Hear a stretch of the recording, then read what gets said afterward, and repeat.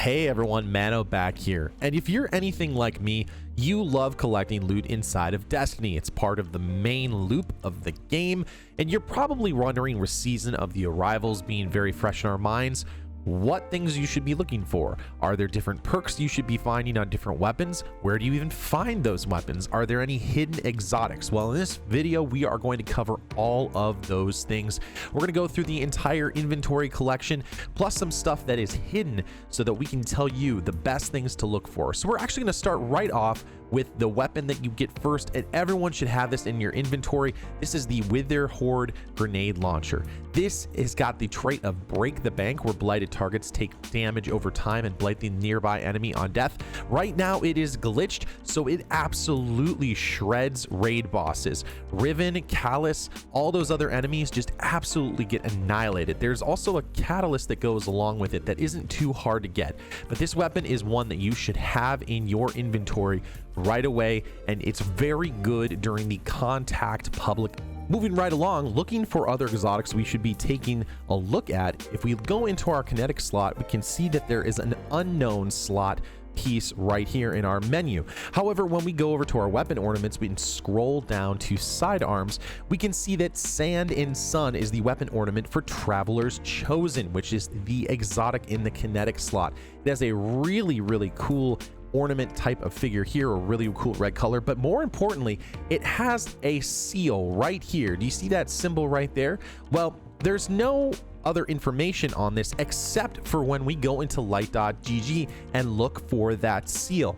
When we look at that seal, it actually describes the trait as Gift of the Traveler. Each stack of Gathering Light improves this weapon's reload, handling, and target acquisition. So that is going to be the trait that is on that exotic sidearm. As we go through light.gg to look for other exotic perks, we come upon Evolution, which is a trait that says transmutation spheres you create can be picked up and wielded as weapons by you or your allies. This includes using a light attack, a heavy attack, or to guard and drain nearby combatants. As we look for clues for this exotic quest, we can look in the gameplay trailer at the trace rifle that was hinted in the Road to Ruin exotic quest. It seems to be a trace rifle that creates a black hole around the enemy. Now, we don't see what happens when the enemy dies or if it drops an orb or something like that, but people are theorizing that the exotic quest that is hidden in the game right now that can be found on light.gg that is connected to the Touch of Malice is possibly this weapon, especially with the draining mechanic and the idea of Touch of Malice being here. This is a distinct possibility and something to look out for. Next up, we're going to focus on the weapons that you can earn this season from Umbral Engrams, specifically the ones that you can focus in the Prismatic Recaster. We're going to start off with the Pyramid Focus Umbral Engrams. These are weapons that apparently are from the darkness when you read the flavor text, and we have a bunch of them this season. First up, we're going to have the False Promises Auto Rifle, which is a high impact frame auto rifle which can come with tons of awesome rolls. However, it is a high impact frame weapon, so with auto rifles with the archetype, it's not as powerful as an adaptive or a faster firing auto rifle. So the range is very good, the impact is pretty decent, but unfortunately the time to kill is not so strong. Next up, we have the Hollow Words Fusion Rifle, and this is one, if you love running fusion rifles, you should definitely get your hands on. It can run with liquid coils, projection fuse, all those things that make it an awesome weapon, and the combination of impact and range makes it great. I could see this being a favorite among console users. It also, in this particular role, features Unrelenting, which is a trait that I think everyone should go for. Rapidly defeating targets triggers health regeneration. Guardians and powerful combatants count as more than one kill. So for all those people who are sick of using Suros to get their health back or Crimson, they can use this trait on a weapon, and if you kill a Guardian in PvP, that will actually trigger health regeneration. Really cool. Next up, we have the Whispering Slab Combat Bow.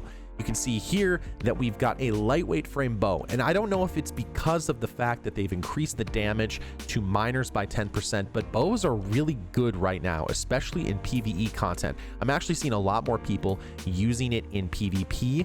Maybe there was a little bit of a shadow buff that they didn't tell us about, but it's very strong right now.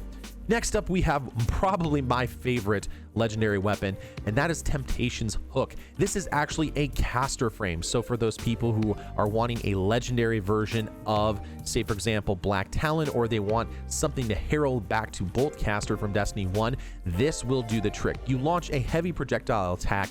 Heavy attacks are stronger with full energy. Attacks partially bypass elemental shields. So you can get lots of different rolls on this, the basic sword rolls, but again, the fact that you can cast these from a legendary sword now makes this a really tempting weapon to pick up. Next up, we have a pulse rifle, and this is one that I think you should definitely check out this season.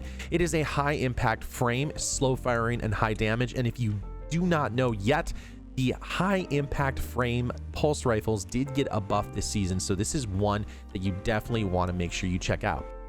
It comes with one of the new traits for the season called Sympathetic Arsenal, where reloading after a final blow also reloads stowed weapons. I could see this being very, very popular in the Crucible, especially if you need to reload your sniper rifle or grenade launcher or shotgun, and maybe you want to do it on the run. If you can get a kill with this, that would work fantastically. The final perk for this season that is new is called Killing Wind, where final blows grant increased mobility, weapon range, and handling for a short duration. When I was checking out the weapons, it did not roll on any of the weapons when I was inspecting them, but that is one of the final perks for this season. All right, moving right along to Fallen Guillotine. This is really cool because it has some cool sketching and ornaments on the actual sword itself. It is a vortex frame, so for all those people who are wanting Dark Drinker back, here it is in legendary form. For the vortex frame, you launch a heavy spin attack. Heavy attacks are stronger with full energy.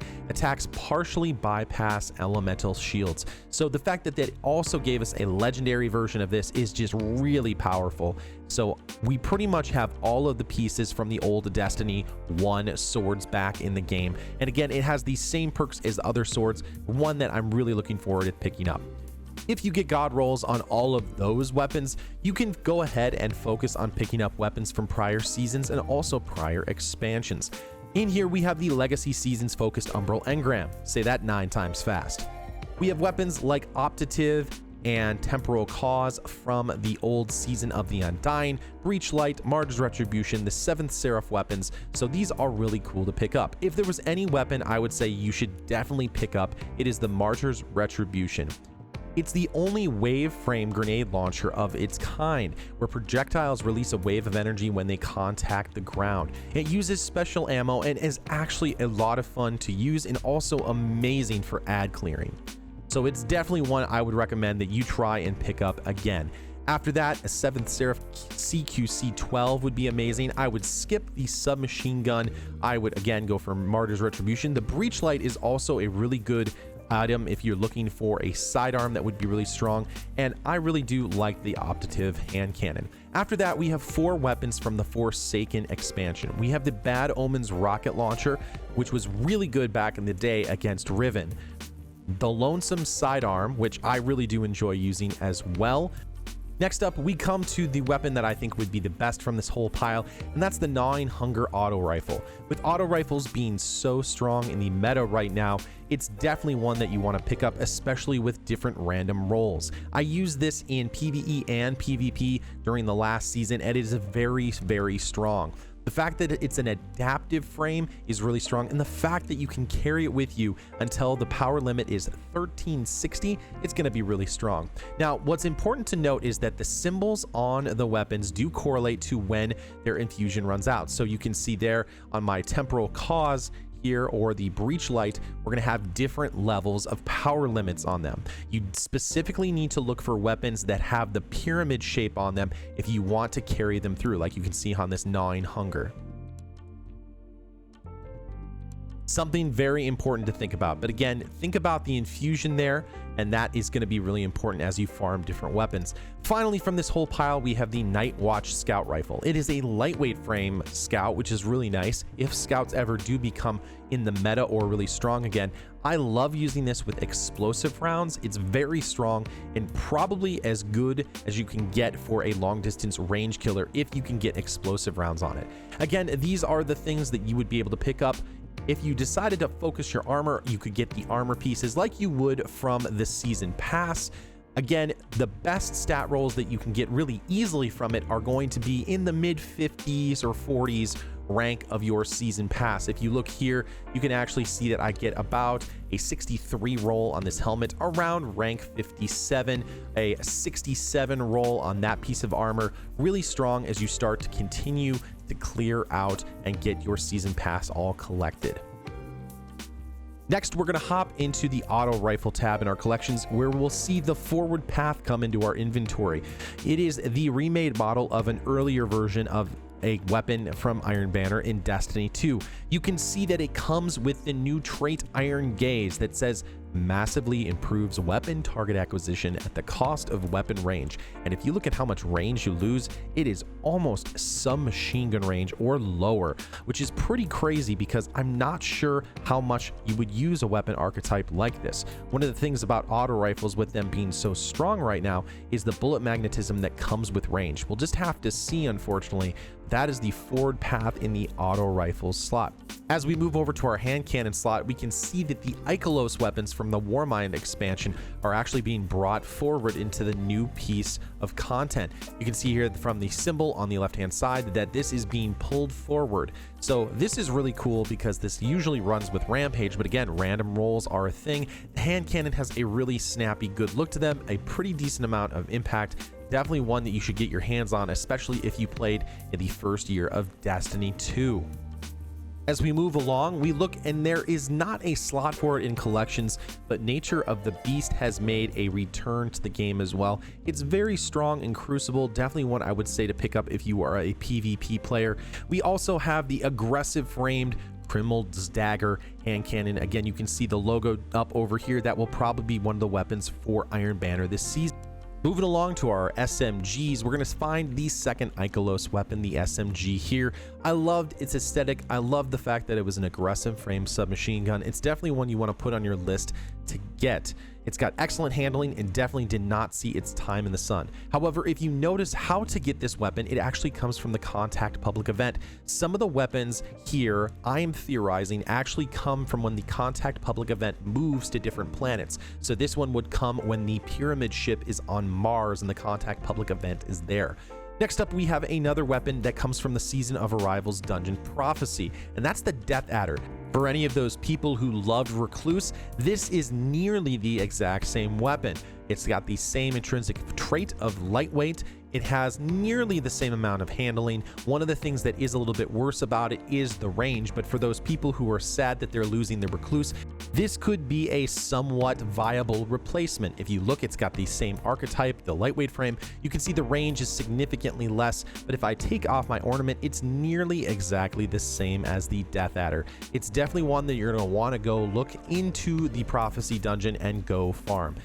As we start to wrap up the primaries, we're going to take a look at the sidearms. You can see that the Fool's Remedy sidearm is coming back for Iron Banner. It comes with the Iron Grip trait, which massively improves weapon stability at the cost of reload speed. If paired with something that could auto reload the Fool's Remedy, like one of the new perks from this season, this could actually be a really good sidearm. You could have significant stability, use the Fool's Remedy, stow it, change to a different weapon, and auto reload it. That could be very, very strong. Moving into our special weapon slot, you can see that we have the first in, last out shotgun. If you look at it, it is a single slug precision frame weapon. And if you didn't know, precision frames got a plus 30% buff to damage on them. They are definitely a weapon that you want to get, especially since Vorpal weapon is a trait that can roll on this weapon. Definitely something that could be very, very strong, something to look out for. This is a weapon, however, that is a little bit different. If you look here, it actually says the Contact public event is the source of this weapon. I'm theorizing that this is actually going to come from completing the Contact public event on Titan, since it's connected to Sloane, matches her colors and her branding. Whenever that happens and whenever the Contact public event is there, that's probably how we're going to get it. Next up, we have my favorite weapon in the game that I've been missing since year one, at least in terms of its effect, and that's the Ikelos Shotgun version 2. It is a rapid fire frame. I think that this is one of the community's most favorite guns, and so I think that this is something that you definitely want to get your hands on. It does go up to the power limit of 1360, so it's going to be in the game for a while. I'm excited for that. You can only get it by doing the prophecy dungeon inside Season of the Arrivals, so make sure you get that.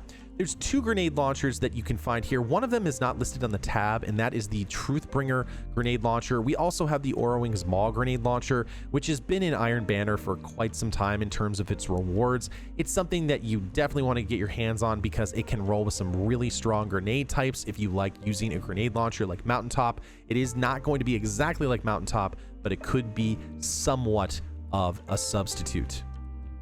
As we move into sniper rifles, you can see that we have our final Ikelos weapon, and that's the sniper rifle. Its source is the Contact public event. I'm theorizing that it's going to be from the public event when it's on Mercury. I did really love the aesthetics of this sniper rifle, but its use was pretty tough. It's a rapid fire frame for one thing, and sniper rifles still aren't where they need to be. It came originally with triple tap and box breathing, which didn't quite work together, but if you did love that sniper rifle, now's the time to pick that one up. You can see that there's the version 1 and the version 2. Next up, we have the Widow's Bite that is going to come from the Season of Arrivals dungeon. The Widow's Bite is kind of the same as the Ikelos sniper rifle. It's a rapid fire frame and does come with quick draw on it, so that's something cool. But unfortunately, those weapons I just cannot recommend because sniper rifles are not in a great spot. If they decided to buff rapid fire frames snipers, it could be good again. As we look at our swords, of course, we have our new swords through here, but we also have a reprisal of the negative space sword, which was a lot of fun to use. It's one of the swords that I used to sword fly with all the time. I had a lot of good memories of this. This sword also drops from the Season of Arrivals dungeon. As we move into our grenade launchers, there's really only one that I can see right now, and that's the Behringer's Memory. Because it's a rapid fire frame grenade launcher, I really can't recommend it that much, even if it came with spike grenades. It's just another middle of the road grenade launcher. If you get it, you get it. Otherwise, move on. Next up, we have the Husgo rocket launcher, which also comes from the Season of Arrivals dungeon.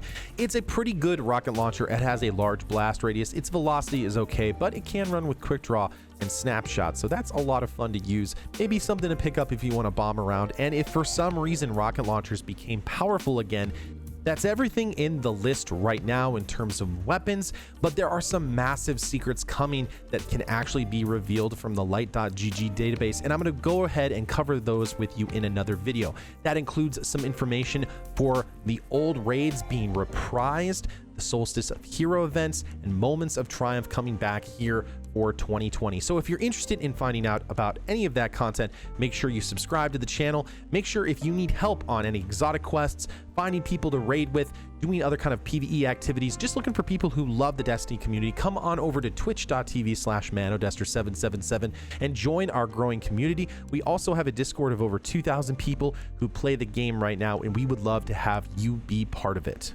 As always, good hunting, Guardians. I'll see you out there next time in the universe of Destiny.